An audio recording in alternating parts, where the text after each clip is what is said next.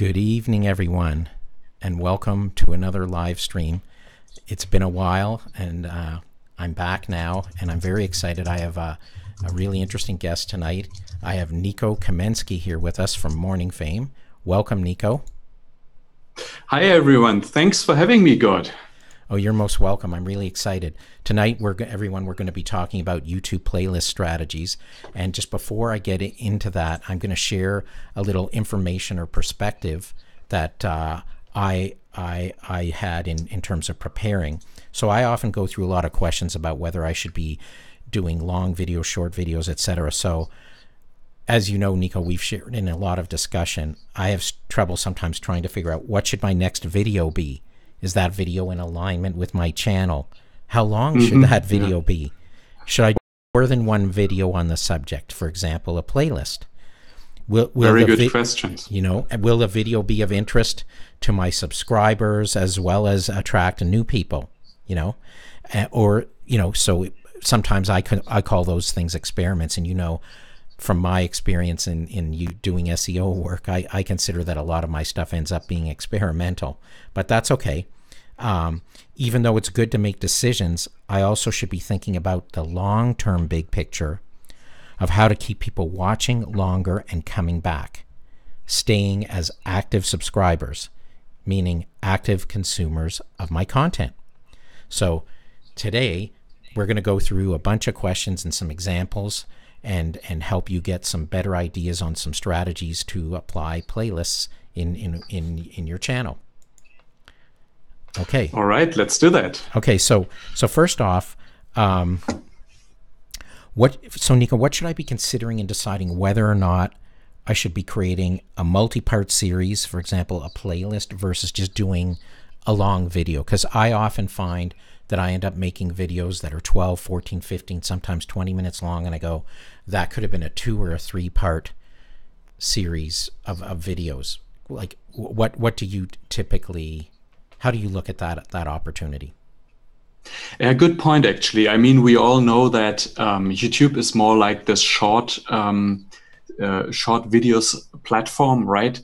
I mean, you could do those long videos, no problem at all, but I mean, especially in our cases, we both are how-to channels, right?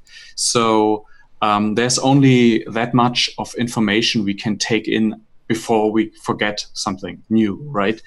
So I think in this particular case, it's a little bit more about thinking how big of a dose of new knowledge should we give to our viewers, and whether it's making sense to maybe spread it out a little bit so that the individual points stick better.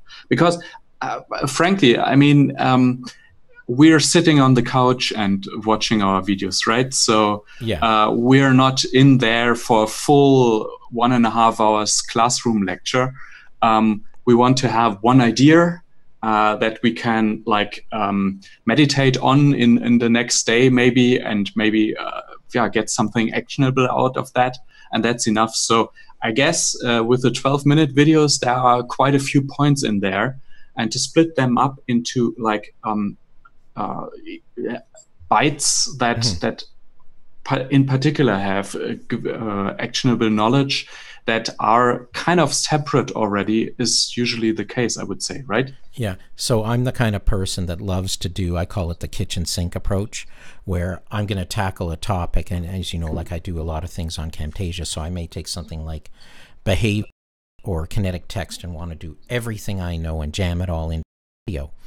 But then when I look at my analytics after and I go, oh, great, I just did a 20-minute video, but I only have, 30% average watch time. So I look at that and I go, I've lost opportunity because I gave it all in one long video.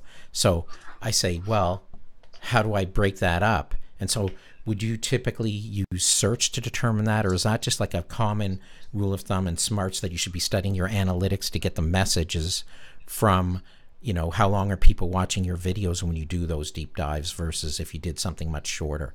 I know I haven't experimented enough with shorter videos, and what's your experience in terms of trying to find out what's a good length for your viewers?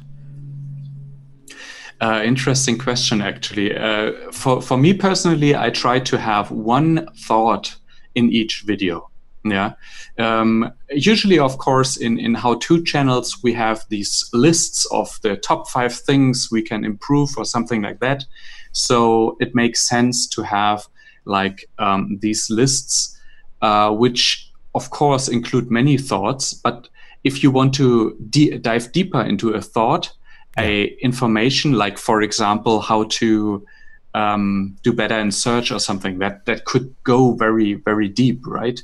So I think I usually try to stick to one thought, and that's it. And then, of course, it depends on how long it takes to convey that thought.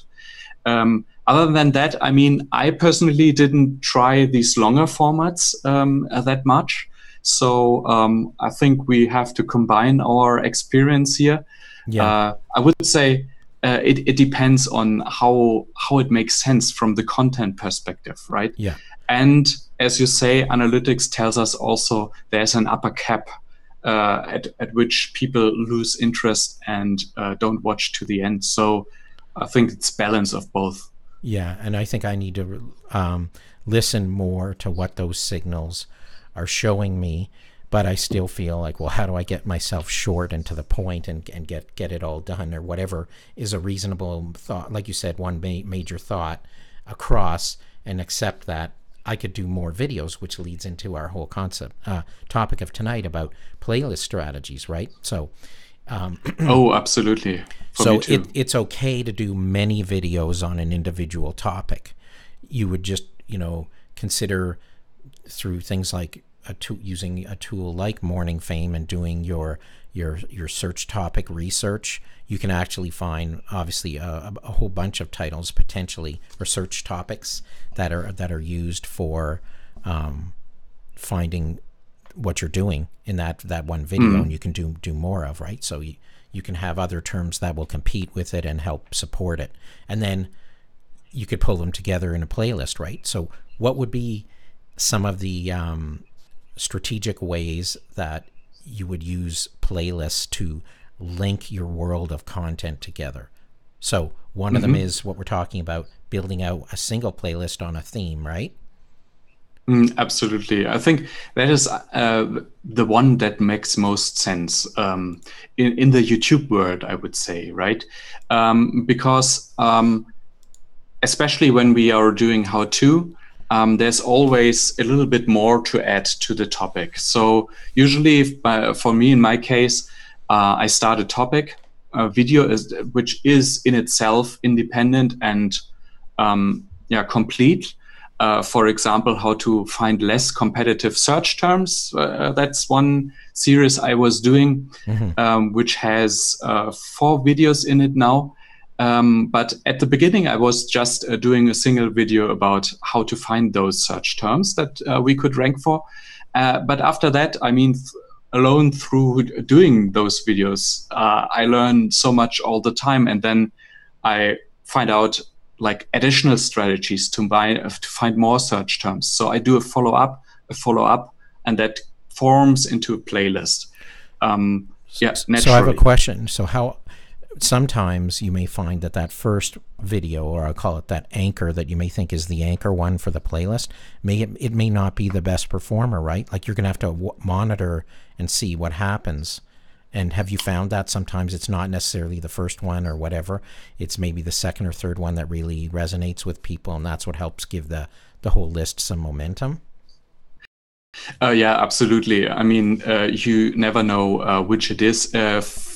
This happened to me, for example, I have a playlist about the YouTube algorithm. And after doing several videos about that, suddenly YouTube published a video about the 6 different algorithms that are out there. And this was new information. I mean, I didn't have that before. So I did a video about that, and that was by far the most successful video about the algorithm in total. So maybe it makes that, then it should make sense to reorder the episodes of that list, right?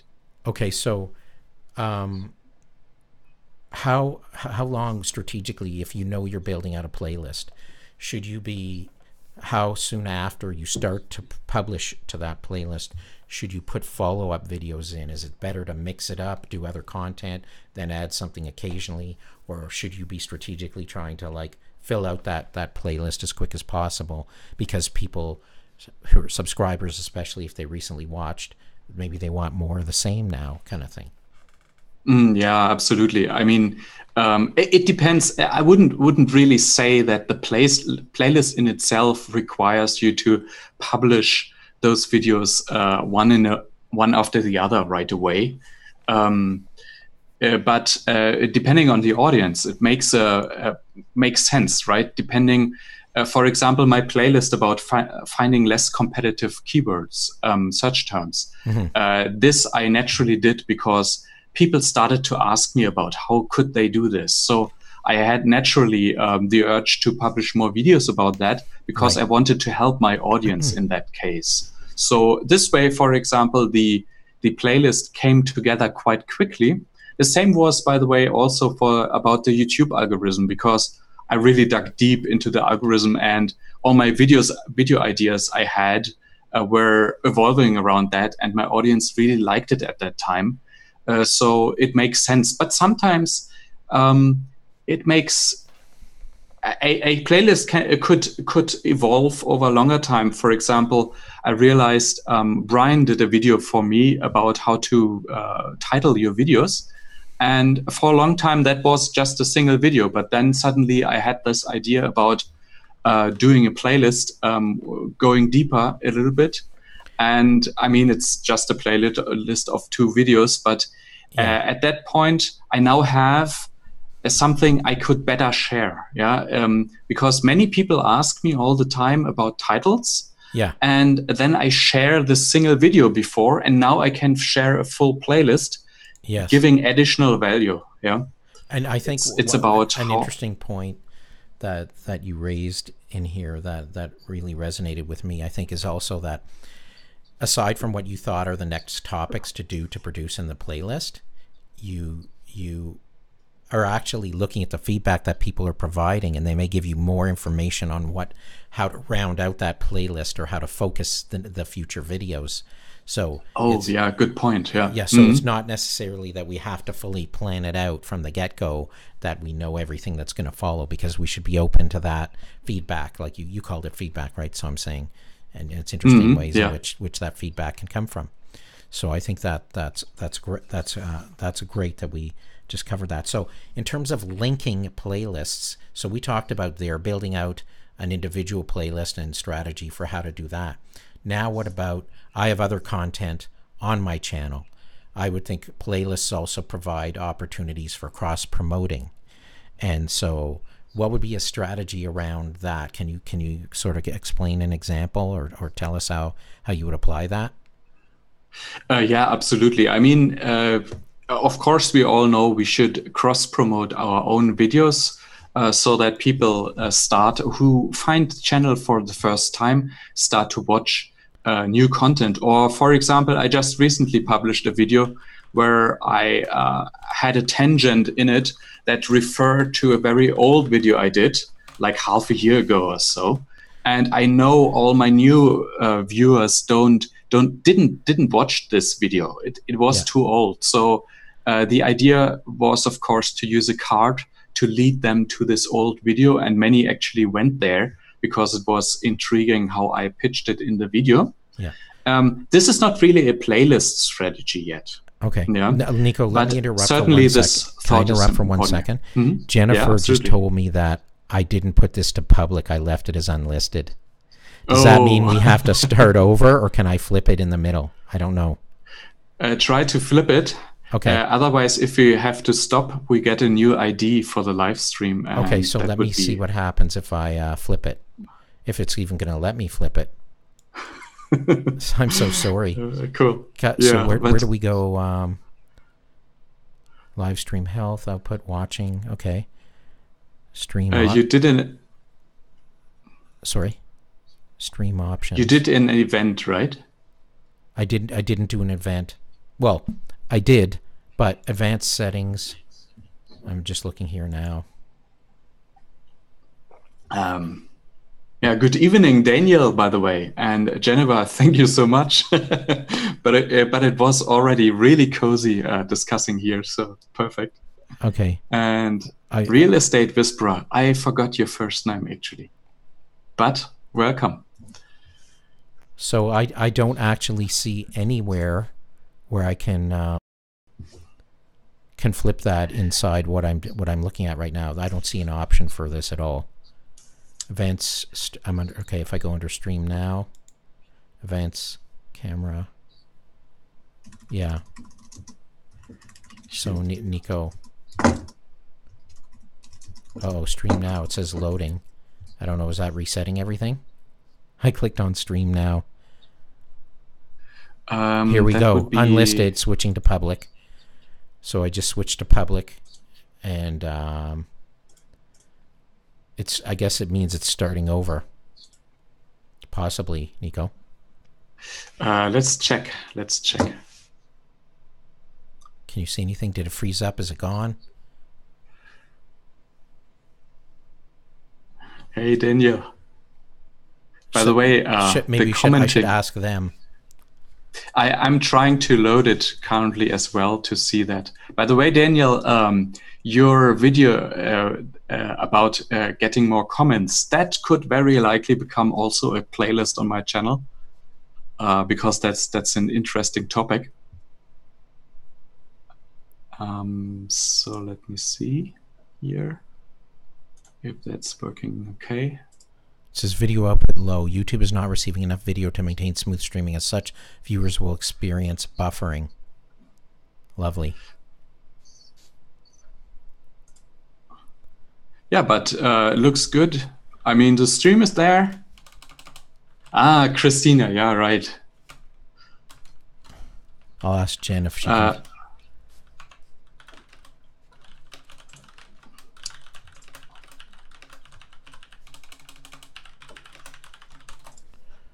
I think I might have to get a new ID for sorry for the pop out, for the chat pop out, or is it all the same? We'll see. There's still it says still it's still right, up and good. Yeah. Okay. Still up. Yeah. It says 7. Yeah, Christina just said that it's good, and you switched it to live already a minute ago. So it is certainly the right stream then. Right. So I mean, Nico, if you went out to my channel, would you see that it's live, or in some indication that it's live?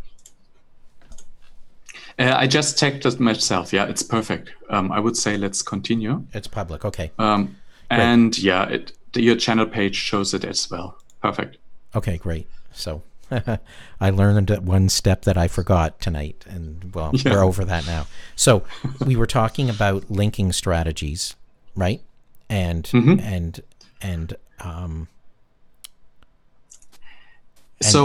I was connecting to other cross promote to other playlists in our own content network. So you were going to make some suggestions, and I apologize. I got sidetracked because of that comment that Jen advised that there were stream problems.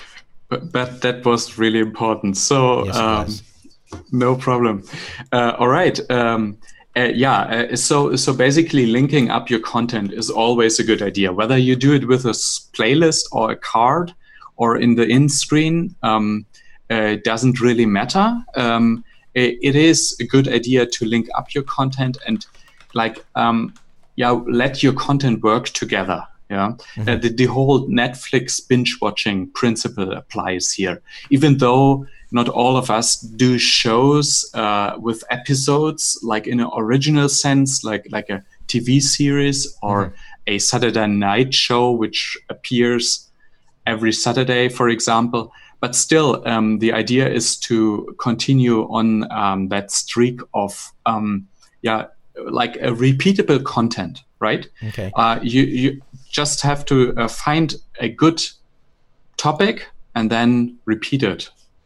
Okay, so in that vein, so for example, for me, I have several playlists for different subject areas in Camtasia, So I do kinetic text as an example. I have a whole bunch of videos on that. I have stuff on, you know, I don't know if I have one specifically on green screen, but I have 2 or 3 different ones, including a big master list. So when I'm in the videos of something, I add to one of those smaller playlists. I refer in the comments and in an end card, I will, you know, include a link to a playlist to try and keep the ecosystem working together. Strategically, is that the right way how you would approach it? Or and obviously cards throughout your video. You can Yeah, use absolutely. right. A very good idea. I think what is particularly good about playlists, you can share the link to a video in the playlist while having the playlist open. This is you can't use the share link for that. You have to open the playlist, start the video playing you want to share in the playlist, and then copy the link in the browser. Yes. This is a longer thing that you also use in your comments, right? Yes. And that is perfect, of course. What I didn't try yet, what would be interesting is if you could even use that link in a card, because that would be just perfect, right? Well, actually, when you go to use a card, you can choose to add a video or playlist.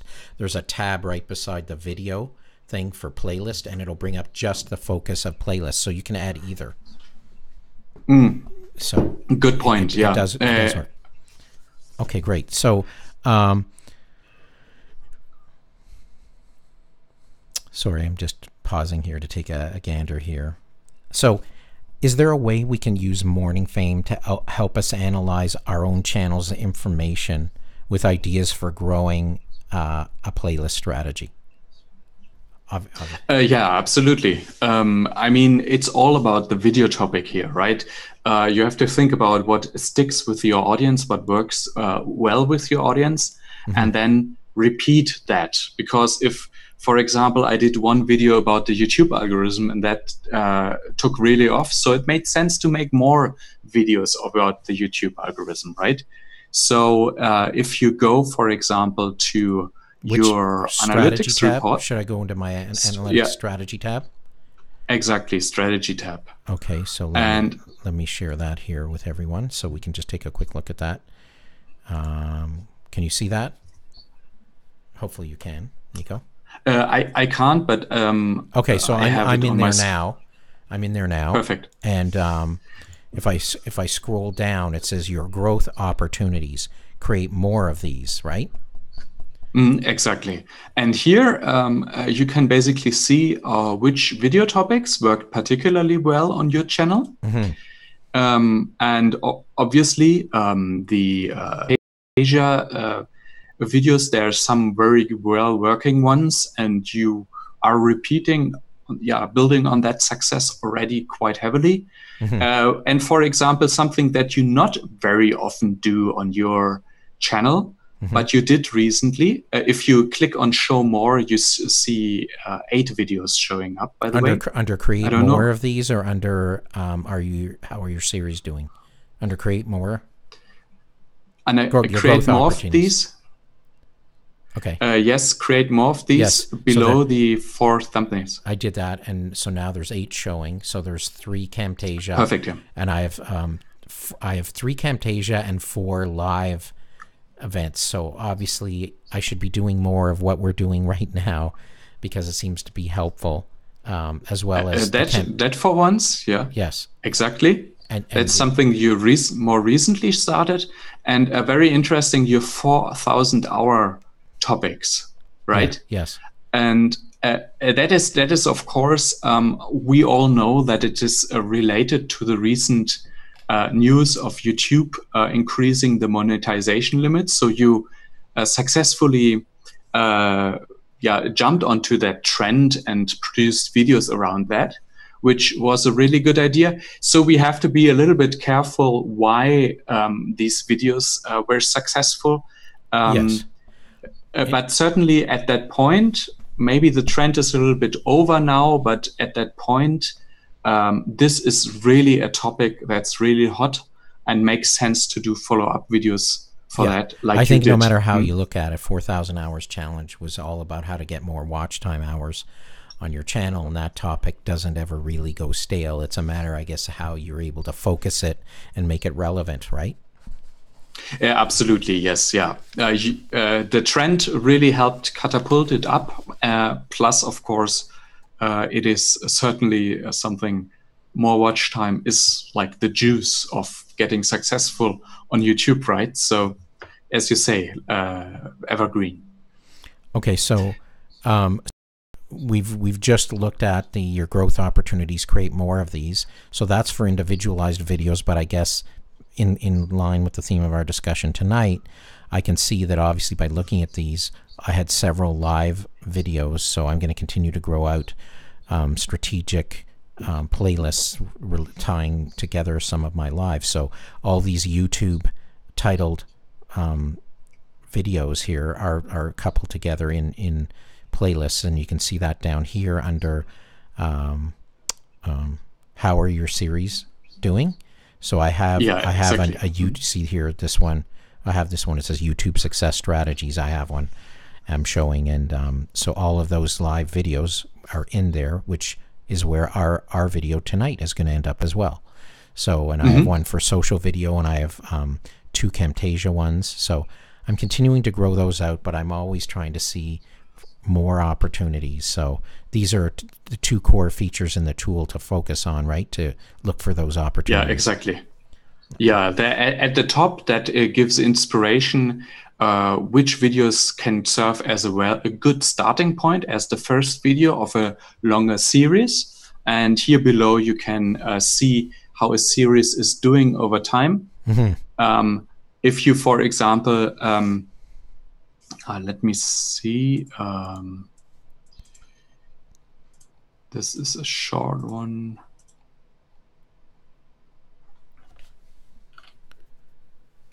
For example, click on video list, the button video list for Camtasia tips. Okay. Yeah, and what you see here is the videos, the more recent videos in your playlist. Yes. At the bottom are the older ones, and at the top are the newer ones. Yes. And so you can observe how the series is doing over time. Yeah. And well, I as also you can know see, that the most recent ones will have the lowest number of views. I observe the well, look, 12 days ago, 223 views. That's not bad at all for a Camtasia video. And then the one below that has 337, just 1 week later. So I look at those growth numbers, and I'm quite pleased in the Camtasia space for how those are doing. And so absolutely, I still feel good about growing and doing more of those. Yeah, what you can clearly see here is that these Camtasia videos are constantly doing well on your channel. I mean, of course, the red E, like you just said, for the topmost video, that is, of course, the video give the video another week to grow a few more views, and the E will be gone. But for the other videos, you see like it's fluctuating a bit, but that's of course natural. But you can see like that continues to be a good topic. Yeah. And this is a little bit the idea behind that. Sometimes a TV series can get stale. You don't come up with new ideas to continue this topic area the series is on. So maybe it's a good idea to stop this series and move on to other series. So the idea is that you can check that, and certainly what we can see here is your Camtasia tips is something that continues to work well, and without question, you will continue to do those. Yeah, I mean, I could even take something like my video at the bottom called Camtasia Zoom and Pan. I could pilot a series on Zoom and Pan and show all kinds of things. I don't need to do 12-minute video, one 12-minute video. I could do other things to educate people on how to apply it and do some interesting things. Absolutely. Yeah. So. Okay, so that's also, by the way, a good reason when to continue a series. If you are just full of new ideas, how you can expand on that. That's a perfect sign. Okay, so I'm looking here now, and I see that half the chat seems to be pulled off the screen here. I'm just going to try and fix that alignment a little. There we go. Okay. By the way, thanks a lot, Dan. Yeah, there's a lot. I'm glad to hear that. There's thank you to everybody that's here in the chat. It's great to see you all this evening. And you know, I see there's Jen Adventures, your real estate whisperer, and I saw Dan Norton's here, which is great to see. Extreme Food Reviews, Mike Cola, welcome everyone. And I keep forgetting Dan's other parent pacifier, his channel. Okay, very cool. So, Nico, I was now I wanted to shift things slightly and ask you. I often choose a very targeted idea for a video that may not prove to be a great search term for which to publish. And I know we looked at some examples before, and so, you know, I have to be more willing to use maybe a less focused term that's more search friendly as a means of, you know, starting for my search topic and then optimize the title a little further down. But we go through some steps typically to get there, right? And yeah. So I always want to try to do my best to leverage those opportunities that search will show me. But at the same time, I just may have a topic that I just want to do it because I know my subscribers will like it, and I know there is not much out there. And if I go too general, to me it doesn't even get what they're really looking for. Now, what we're going to do now is take a look at a topic, and I know when we looked at this before, you were showing me and challenging me, and it was like, oh well, why don't I take this strategy? And I wanted to share that with everyone. So I'm gonna bring up the keyword search tool and we look at that. Okay. Mm-hmm. And so let me get that focus back and bring up the keyword search tool first here. Keyword search. And hey Doug, how are you doing? Keyword search, and then here we go. So here we are with the keyword search tool. And so the topic that we first were starting off with was okay. So if I were to do this ideally, and I was trying to utilize a feature in Camtasia, it's called remove a color. So if I key that in, remove a color, Camtasia 9. Okay, see that down there? Mm-hmm. Mm-hmm. So if we go to the next step, right? I'm just going to go there because, so ADAA, but it only has, this is our like a search volume rating? 8? The number 8 is search volume rating, yeah. Right. Mm-hmm. So that's not that high, but if we looked at other suggestions, right? Remove a color, Camtasia 9, that's what I have. How to remove a color in Camtasia, right? So let me select one of the others. Mm-hmm. So ADAA, so this one's a little better. But this is not a search volume worthy choice, correct? Because there's an X here. There's an X, yeah. That which search term did you use just now? I selected from the suggestion list how to remove a color in Camtasia. In Camtasia. It was how to remove a color in Camtasia. In Camtasia 9 here. In Camtasia 9.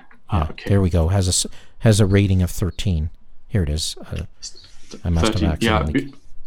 So that's a little better, right? Yeah, absolutely. Okay. And this one you could also target. Yeah. So it's a good one. So how to use green screen in Camtasia. So I tried other ones that didn't match this. And so in some instances I got high value ratings on the subscribers views, likes, comments, and relevance, but I had no search volume. So can you just comment on, in using Morning Fame, how important is the search volume relative to the sort of the gradings below, right? Because I always look at the gateway video, and sometimes I see, like in this case, my channel likes and comments, I'm way above. I'm A-rated in opportunity and likes and views, and then even in I'm doing well comparatively in all of these, right?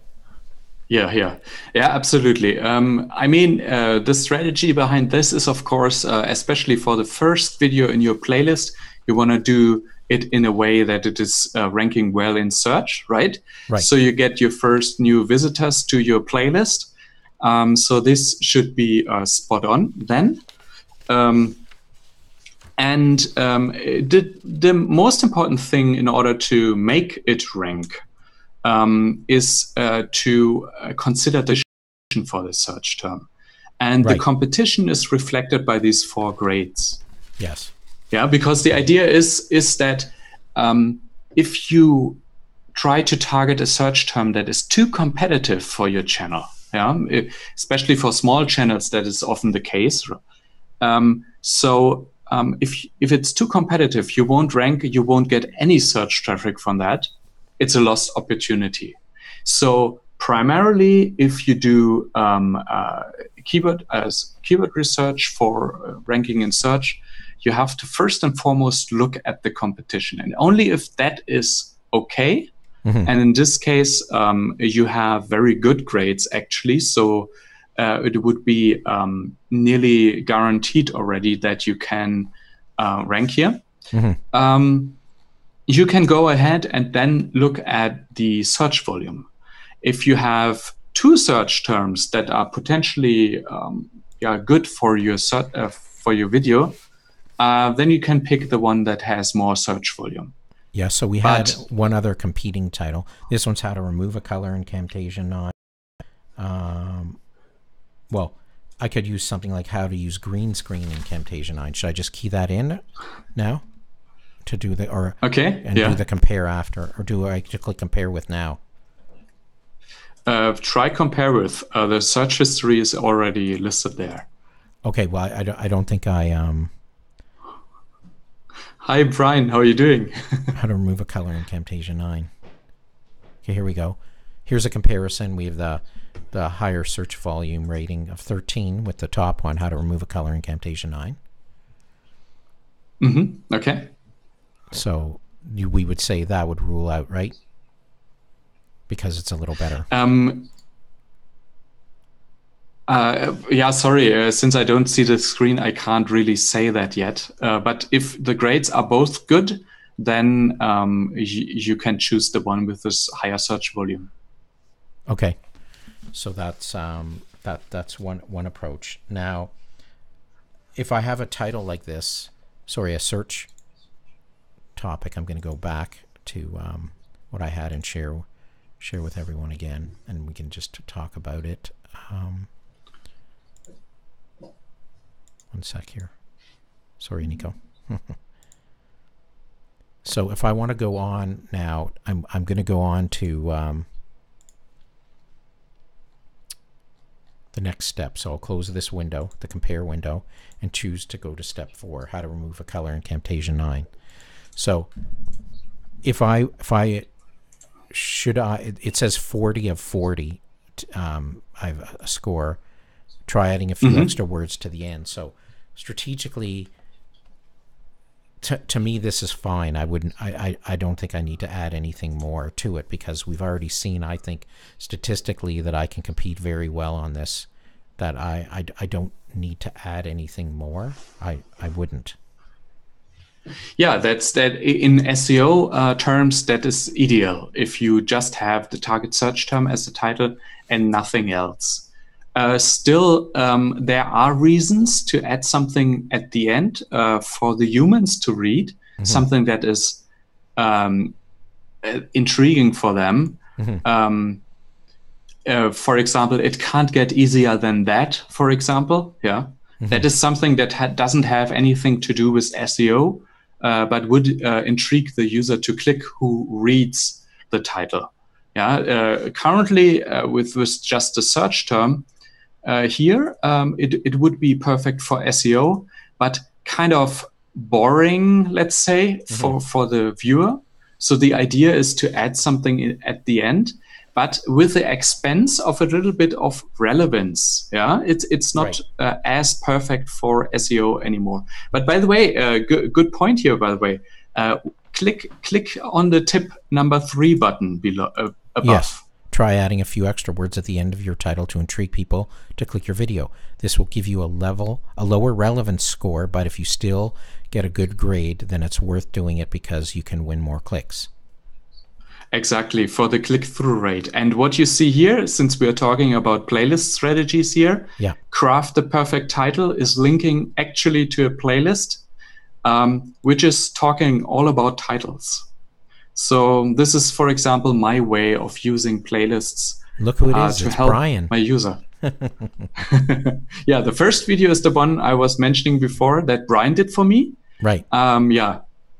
Explaining the overall introduction, like the big picture, the strategy, all that. Right. And as a second episode, I recently added something which goes deeper into different variants of how to do titles. I watched all of those videos. I think they're excellent and have a lot of great added value to tune your title, to optimize your title. So that is really good.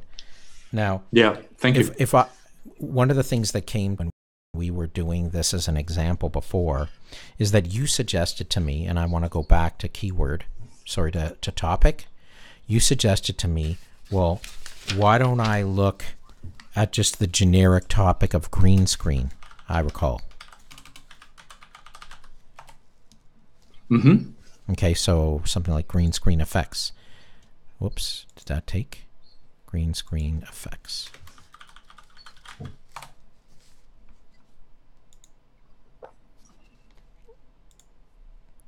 So I don't score too well here, but I'm not sure how heavily obviously 297 compared to 30K is a big gap.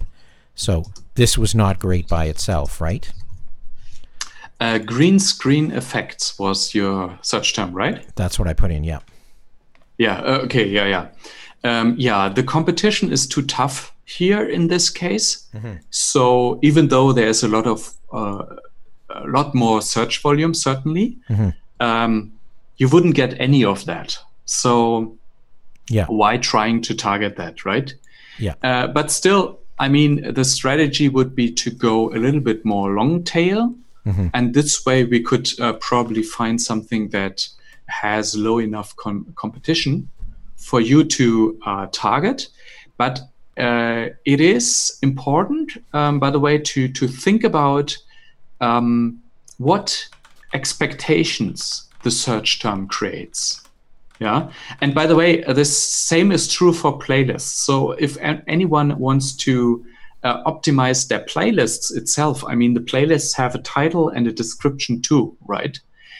You could apply the same rules here. A handful of users already told me that it worked pretty well for them.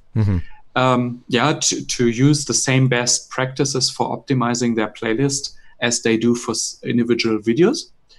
But it is important to think about, we want users to find our video or playlist through this particular search term we are targeting. And that creates certain expectations. I mean, if I'm looking for green screen effects, I am maybe more like a videographer who looks at effects in general, independent of what tools I'm using. Yes, yeah? So I agree with that. I'm just interrupting you because I'm trying to validate something here. Sorry about that. So green screen effects in Camtasia, one could say that is a very focused topic. Now I see there's no search volume specifically on that, but it would say the gradings to me say, well, that could potentially do okay on my channel because I know there's a lot of Camtasia focused people there. So I'm saying there are times when, like you've said, you're going to make a video because it's for the subscribers, right? It doesn't have to necessarily solve to win in search alone. Yeah, absolutely. Green screen effects in Camtasia, in particular, is not a search term that people commonly use. Right. You see that by the red X. Mm-hmm. So even though you would be ranking for that, you won't get any search traffic because no one searches that. But it doesn't mean that the video topic, even though you might not find search terms you could target, is a bad one to do, right? There are many different ways to make a video successful. And of course, search is one we can influence the best, but suggested videos, your subscribers, all are sources where you can get views from, and that could very well work there. In particular, if you do a playlist strategy, somehow link your videos to one and another, another video could bring in the search traffic, and then link the persons to this follow-up video, and this way bring the views. Yeah, so I think I want to try some of that kind of strategy in the future, because I think I did do a video on my channel called Green Screen Video, and it says 86, but I'm nowhere in that. It's a massive, but it's funny, I ranked in the early days, but then gradually it faded right out. But there's an example that I already have something existing on my channel that would be part and parcel of that playlist if I were to create it and start to do more things. But I see what you're saying, but it may just be the case that people aren't specifically looking for that topic tied to Camtasia. And so I would be actually making it for my subscribers, not to satisfy common search. Yeah, absolutely. I mean, it's a little bit complicated to just boil it down to one piece of advice. It is often the case that you can still find search terms that people are using that would fit your video description. But the more niche you go, the harder it gets, of course. Mm-hmm. Brian, for example, just recommended to go through the alphabet, like typing in green screen effect A, green screen effects B, and so on. And with that, getting more suggestions from the search bar. Yeah. This is, for example, also a very great approach to come up with more search terms that we might not have thought about. Mm-hmm. So there are many different ways. And certainly if you look below the grades, there is this link, can find good search terms, ? That is, again, my way to integrate playlists into my overall work. A whole playlist about how to find those search terms. But of course, it's not that each and every video is perfect for search. Yeah, that's certainly not the idea behind it. So where is that link you were just referring to? Where would I find it? At the bottom? There's a footnote below the graphs. Yes, there's a little question mark there. Can't find a good search term there. Okay. Yeah, that one. Mm-hmm. Okay, so this one is four episodes, so to say, all different strategies, how to find those. And again, there is the idea. We have this first video that gives the most important strategy to find those, and then follow-up videos in adding additional strategies. And I think that's a really good idea, especially if you have an audience which you can reach in other places on social media, in Facebook groups, for example, or in an email list, or like here in my case, my tool. This is perfect to link up and then have people watch the whole series in this case. Yeah. And I watched it again, another excellent series. I just, in my case, I've found it a little more challenging to find stuff because of the size of my niche, and with some of the advice that was in there. If I wanted to focus it on green screen, I'm like really limited in the options. We did find a few, and so I can build out some additional videos in support that way.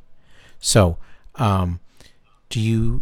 one of the other things that that I recall that you were advocating is the idea that looking at competition. What about looking at competition for playlist strategies? Like, what are some of the other kind of strategies outside of just looking at my own topic? Where to like search for fresh perspectives on trying to do something?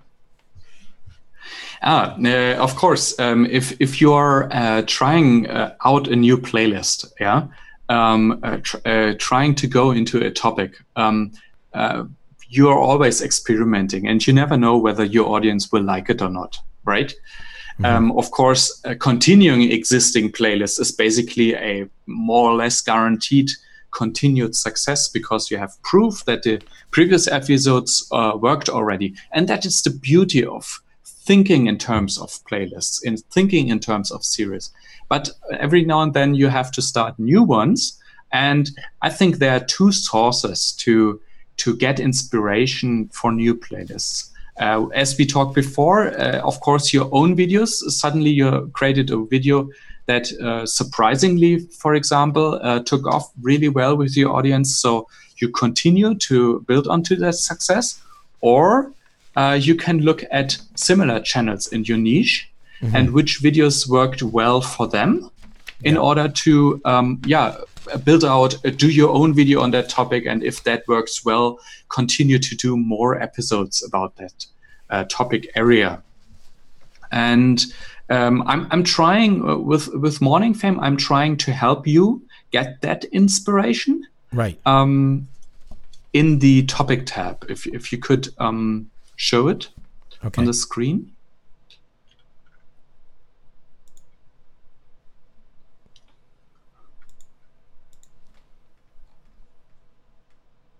Okay, I'm there. What would you like me to do? All right. And yeah, Brian in the house, and also here in the report as a second similar channel, for example. Yes, Brian's channel's here. For example, and that makes a lot of sense. You collaborated with him, and video related topics, you overlap there. Yeah, I have YouTube stuff too, yeah. Absolutely. And so for that reason, Morning Fame also shows this channel. And what it does here is it's looking at Brian's channel and which video topics worked overall best for him in the recent months, right? So this could be, for example, inspiration. Of course, Brian is all about the YouTube algorithms. So we see a few algorithm videos here, like the fourth and the sixth one. And new YouTube features, for example, could be something that you could think about doing as well, as long as it fits, of course, your channel. That is a source of inspiration you could use in order to start something new. Because, starting something new, starting a new series is always kind of a risk. Because you never know how your audience will react to that. But since we are looking at similar channels here who do similar things, and then we could also say have a similar audience. So if for their audience it worked well, it has a high chance that the same content would work for your audience too. So with that, you reduce a little bit of the risk. You don't lean out of the window too much if you're starting a new topic area with a new series you want to start. Yeah. So I mean, when I go and I look and things like this, and I just see competition is often too fierce because of the size of my channel at the moment. So sometimes I find it discouraging, but if I'm sort of wanting to do something for my subscribers, I'll sometimes just be bullheaded and go ahead. And I consider it an experiment, right? Absolutely. I mean, ideally, you would choose topics where you also find good search terms you could optimize for search, right? And I mean, it is, yeah. In often cases, it is possible. I wouldn't say you're too small for that. I have similar issues with targeting my videos because my channel is not too big. But the more you get your foot in the door in the search, the easier it will get. The more you understand which search terms you have, people use in your niche, the more opportunities you will see. But of course, it's not always that easy. Takes me sometimes an hour to find something for a video. But So would anyway, you say that the best approach is to really study the competition that you consider to be direct competition in your niche? And I think I showed you that one of the channels that I compete with, these people had super long tail titles that nothing correlated to search, but because of their sheer size, they ranked. They ranked well. Their terms, like they ranked well for their terms, and I was competing with a lot of them, but they have this like monster long title name. So it didn't make a lot of sense to me. Like, how do I, position myself? I'm not going to try to copy a super long tail title to me that has no search value. Yeah, I remember we talked about that channel. These titles were actually looking like they were optimized for search, but in actuality, they weren't. That's right. These were just sentences. Yeah, they were sentences like how to do so and so kind of effect. To make it look, like a cool blur effect or something. Like it was just some long sentence. Yeah, absolutely. And some of them took off and got a lot of views in the niche. Yeah, and I think let's talk about this a little bit. Of course, on one side, just to finish up this search SEO topic real quick, it is of course a good idea if you have a large channel who is not very optimized for search with their videos. You could get your foot in the door by highly optimizing your videos for actual search terms the audience is using in search. So you could even get ahead of a larger channel. But this is, of course, certainly not the only way to get your foot in the door. The other one, and their playlist strategies are very important for that. It is a way to get basically in suggested videos. Yeah. What this other channel you were talking about was doing, they had a large audience and they ranked despite of not really being well optimized for search because they have a large audience and that created a lot of watch time for the videos and that made the videos have a lot of ranking power. And if you want to go the same route, the most important factor to begin with is, of course, your subscriber base. You need to have a very active subscriber base that is watching your new videos because they got notifications or saw your video on the home screen. In this, for your subscribers, optimizing for SEO is not really important. They find you in other ways: notifications, home, subscription feed, right? Right. And they can start so-called co-watches.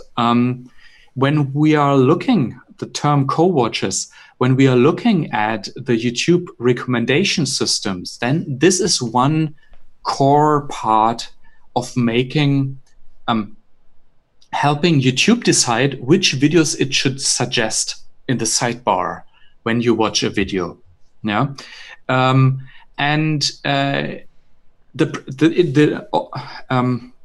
other words, you know that from Amazon, people who bought this product also bought these products. And YouTube basically does the same with the recommendation engine. It says like people who watched and enjoyed, of course, this video also watched next these videos and enjoyed these videos. So this way, YouTube is establishing like a sequel of how people jump from one video to the other, and which videos belong well together. Yeah. So, and yeah, when you use when they do that, how do playlists strategically fit into that? So if I just, let's say I have 30 videos and all of a sudden I create, 2 or 3 playlists, am I instantly going to compete because of the gross volume of watch time that's already there associated with those videos? Do you see what I mean? Like, I'm trying to understand how does a playlist compete with just a video title in that recommended or suggested or homepage? The point is, sorry, I will not be able to give you the final answer for that. I still need to crack that nut. Okay. Because what you need to do in order to rank in suggested videos, you can't really say rank, but show up in suggested video. You have to make sure that people who watch one video always often watch your video next and also enjoy it. Okay, the part that they enjoy your video, you can make sure of by doing just a great video, right? That's in your hands. But you can't influence an audience that is just watching another video from another channel, ideally from a very large channel, because there a lot of viewers come by, right? So what you need to create is this co-watch, this ideally large video from the large channel, and people going next to your own video and watch that next and also enjoy it. So if that works well, like this second step watch session, 2 videos watch session of those viewers, then YouTube will continue to recommend your video to people who watched the first video on the large channel. Yeah, I've seen many small YouTubers already happening that to them, but unfortunately we can't really influence where people are coming from. We can only influence where people are going to. Right. This matter of direction. I mean, if people come from this big video to our video, that's great, but that's basically luck at first. Yeah, we didn't influence it in any way. But what we can do is when they watch our video, what they watch next, and that is cards and screens, playlist in particular. Yes. Yeah, we can create those co-watches outgoing. Yeah, from our video, which videos we can do things to help influence what inspires them to click on next, based on the context where they are. Absolutely. How about Nico? What about the concept of curating other people's videos into a playlist of yours? Like, I mean, do you see what I mean? Like, I know obviously you would get watch time credit on your channel, right, if you have a playlist, but at the same time, what happens if you brought other content in and now you just lost them to another channel? I guess that's a trade-off risk, right?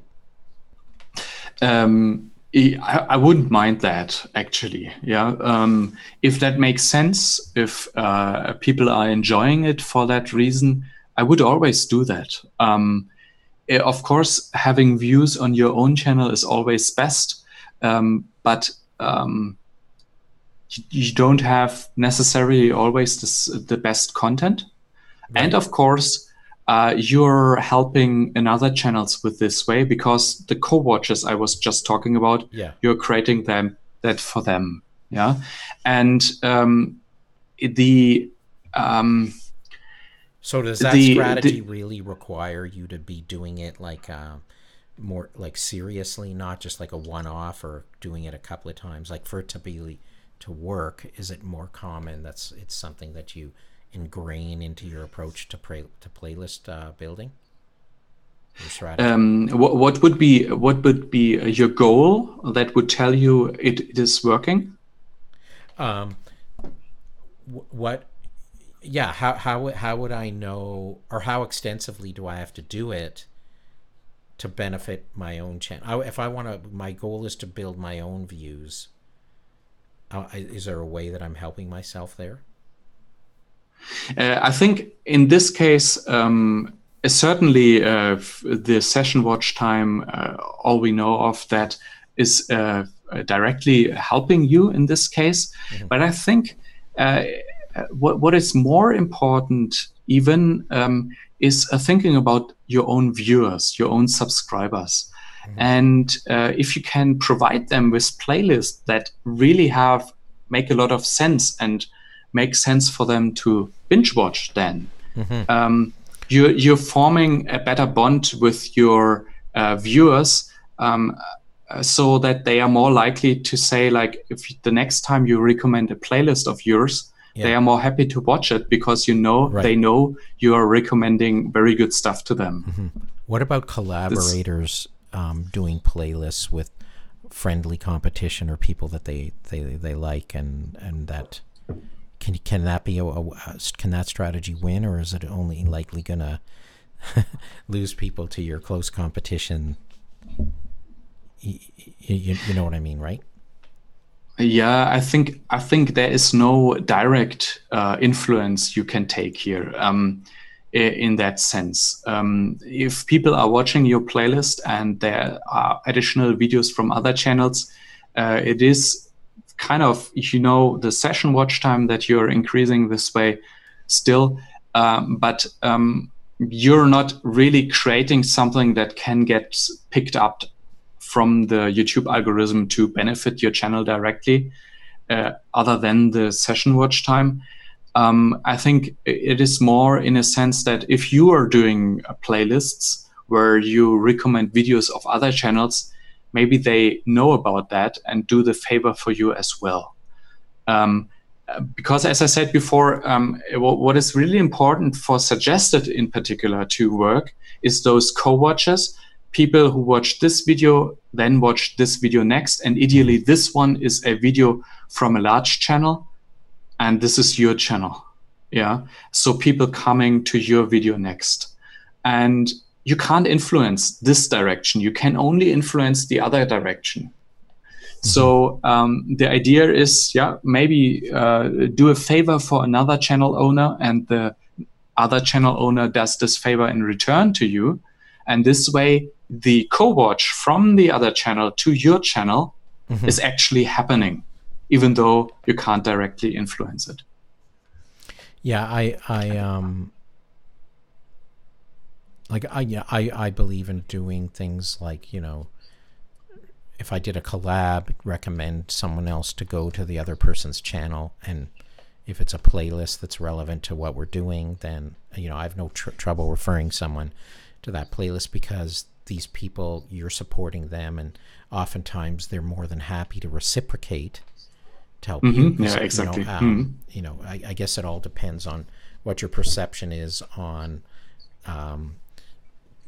the competition and risk of what you're doing, because we all need to grow, and having some collaborative connection is good. And I just thought that there was some kind of way strategically playlists can help in that approach, right? I don't think it's I think the same as always on YouTube.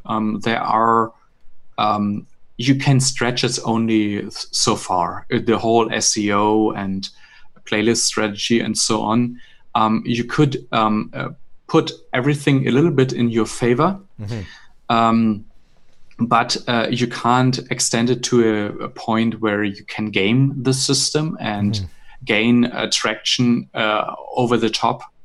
I think in terms of pushing your videos, I think one strategy that I actually learned from Brian G is that if you are using your end screens, always include a card for your most recent upload. So what it means then is that everywhere where people are finding your videos, the long archive you have on your channel, and all of those who watch to the end are likely to click your recent upload card, end screen element, and then watch your newest videos. So they also give your newest video a push, and the more push you can give your new video, view velocity, the more it will send positive signals to the YouTube algorithm, and give you a better chance to rank higher, get more into suggested, all the good things, so to say. There's an interesting dialogue going on in the comments about things like buying views and trying to scam the algorithm, but Brian's doing a great job by participating in support there. Thank you, Brian. And so Nico, is there strategies that are just like bad or not good for playlist? Like, do you have any perspective on things that, I would not do this kind of thing? I mean, it's not. I wouldn't say take the opposite side. Is there? Yeah. What's the risk? Point, is it, I guess you can always delete a playlist if it was really a bomb. Yeah, of course. I wouldn't say there is anything that you can do wrong with your playlist. It is always extra content that could be helpful. If you want to share on social media just something that you like and doesn't even have something to do with your channel, I wouldn't even say that will hurt your channel in any way. Mm-hmm. At least I couldn't tell. Never heard of anything happening to someone. The only thing is, of course, playlists are always working well in together with your channel page, where you can link your playlist in there. So if a new user comes to your channel page, that it makes a lot of sense there, sees what all the content is you have to offer.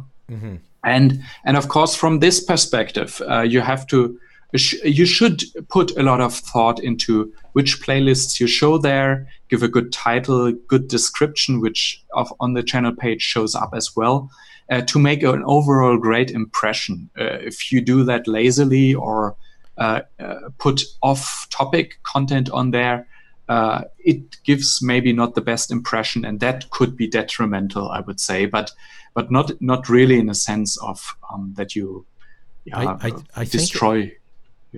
I think it's I've seen people. I recall Nick Nimmin has a section, I think, near the top of his channel that's focused just on playlists. So I think once you get the more extensive your catalog of content and the more playlists you get, I guess that's a great way to it's like, here's season 1, like binge watching, like the channel, right? Yeah, absolutely. For the channel page, it's just ideal. I would never link just a single video up there. I mean, there are exceptions, yeah, if you have an announcement or something like that. But playlists for that are just perfect. So people can start diving into your content.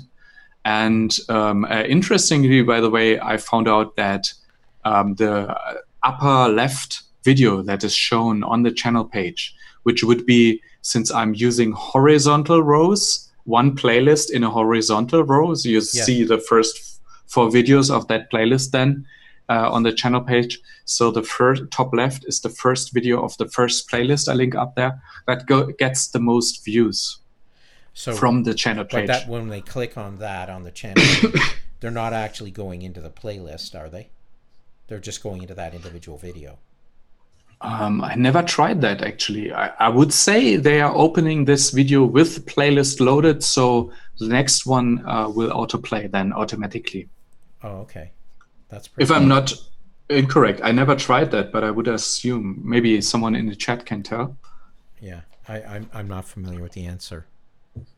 Yeah, and Crypto Cruising saying Nick has really helped him as well get his channel dialed in perfect. And, oh yeah, his reviews are excellent, right? Yeah,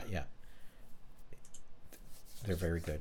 So Nico, thank you so much for coming on tonight and taking a deep dive into playlist strategies. And we always end up talking at a whole other level. We went into a lot of details about choosing titles and search topics, and I think it was very helpful, not just about playlist strategy, because I think a lot of the stuff is crossed over and intermixed, because you need to be thinking about the big picture and planning, what you're doing, and it always helps to take this big picture view, like I thought we did tonight and did good justice to that, and I appreciate that. So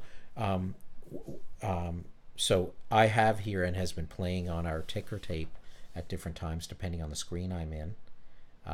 Nico, I where to find you, and I also have a little link in there mentioned to invite people to Morning Fame, right? morningfa.me, invite Gord Isman. So does that give them a trial? What does that basic invitation give them? Yeah, absolutely. 1 month free trial.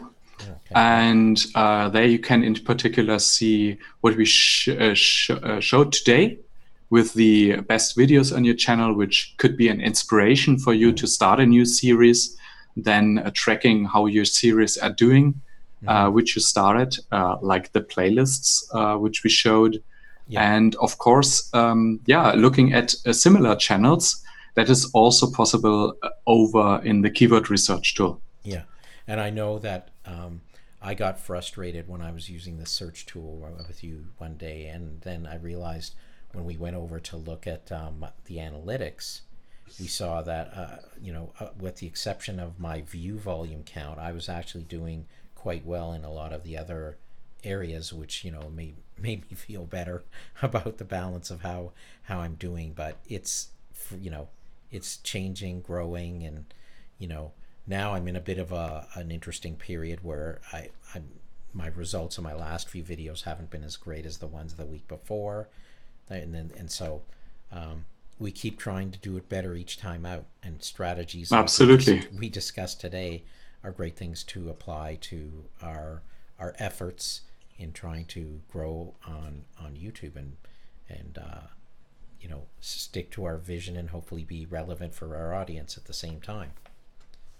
Absolutely. Yeah, it's often a very fine balance to take between what is working on your channel, how to fit it into a very competitive landscape of your niche, right? Yes. This is actually something that many people experience when they start using the keyword research tool, is to see how competitive their niche actually is. Yes. But of course, as we talked about that, there's a whole playlist to find less competitive search terms. Yes. Which actually includes a very great a live stream from Brian, yes, where he gives really good tips about how to go for changing the search term up to find something that is add into the comments low enough. And pin a couple of the suggested playlists that you recommend to help people. I think that would be really good. So, I can send you the links after the stream. Yeah, sure, my pleasure. Great. So Nico, like in terms of your channel now, you produce your regular weekly video, and you occasionally are doing live streams. Can you share a little bit about what Nico's up to on his channel for us? Oh yeah, all about analytics, obviously, because that's 24/7 what I do with the analytics tool Morning Fame. Yeah. So I often dive very deep into the algorithm, into different parts of SEO and all that stuff. And of course, in my live stream, doing channel reviews and metadata reviews, to teach how to optimize everything a little bit more. That's really fun to do, and for me, a great learning experience as well to talk to people who watch my deep dives, to get more feedback and understand even more after that. It's incredible, actually. I'm working 24/7 on YouTube for 2 years now, and still there's so much to learn. Yeah. And in particular, I'm looking forward to crack the suggested videos algorithm. As Brian also said, these co-watches I was talking about, they are actually fact. Yeah, you find them in a scientific paper written by Google engineers. Yes. And but now we have to find ways to make them technically, use. if you would call it co-watches, is that mean they're giving you what are people watching after they watch your video, or from where they came from to go next, kind of thing? It's that association that you want Yeah, to improve, right? Yeah, that's the association. Like on Amazon, people who buy this product also buy those products, and for that reason, if you buy the first product or look at the first product, the other ones are recommended. And that's the same thing on YouTube. I mean, there are a little bit more factors, but this is one core principle there. Really simple in the end. The only difficulty is that we can't influence those co-watchers in the right direction. We can influence them outbound. We can send people to certain videos, but we can't influence where they are coming from. So my challenge is now to find out. There's videos to come on that. I hope so. I don't have the answer yet, but that's great. What so I'm aiming for. You must look through lots of data to figure out what you want to communicate to help people. Absolutely, develop the skills, right? Yeah, absolutely. It's oftentimes that having a look at those many different channels, small channels in particular, and any niche they are in, it's quite interesting to see all those differences. And what I'm be looking into in the next coming month is the traffic sources. Actually, whoever didn't yet look into their traffic sources, that is really where YouTube's analytics, right? The traffic sources report, where the views are coming from. This is really the place where you can understand why a particular video took off. It's really tedious to look into, but there is really gold in there. And since I'm working on that in the coming months, I will also be able to look at this information for countless channels. And I hope that there lies within the answer to the suggested videos algorithm. But we never know. I think that's a pretty exciting area to focus on, because a lot of people wonder, so what does it mean, my percentage on the traffic source, and appreciating how it's changed and to understand how it differs. And what can you do to influence that, potentially to get more of certain. For example, I now have 25% of my views are from India. And I think since demographically they've increased consumption on my channel, I've seen my age demographic go down. I'm associating it to that. I don't know that I can exactly determine that, but whereas I had a much broader brush across age groups, now it's more narrow to three or four, right? And with so it's very fascinating to draw your own correlations and theories to what you see, but you actually used data to validate them. So that's fantastic. That's a very interesting position to be in. Yeah. Absolutely. So we greatly appreciate your work, and thank you again, Nico, for joining me tonight. Is there anything else you want to leave people with as a parting message? No.